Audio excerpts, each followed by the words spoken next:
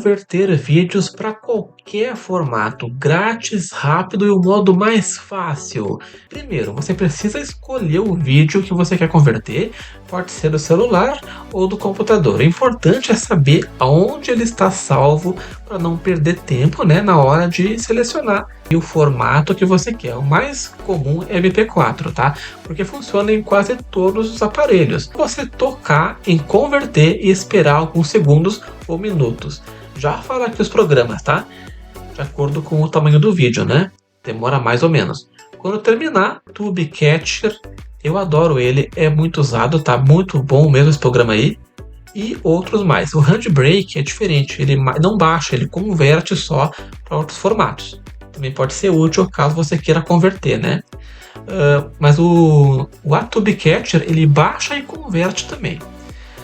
Você pode converter vídeos usando aplicativo no celular ou programas no computador. O Atube Catcher é para PC. No celular, aplicativos simples aí já fazem isso aí direto, né? Mas no PC são mais completos. Por exemplo, o Handbrake, por exemplo, tem só para PC. Ele é muito completo. Uma opção muito usada é o VCL Media Player para celular. Muita gente não sabe, mas ele também converte vídeos.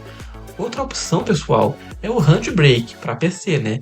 Que é gratuito e muito poderoso. Ele é bem completo, o Handbrake, ele faz tudo. O processo aí é basicamente o mesmo, né? Você escolhe o vídeo, seleciona o formato e inicia daí a conversão.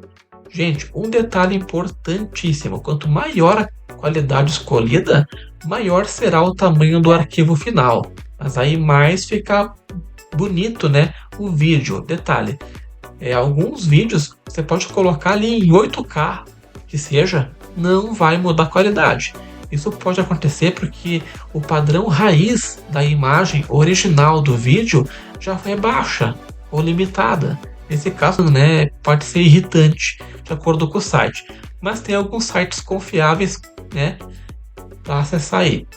Se você quiser compatibilidade máxima, sempre escolha MP4 com qualidade média.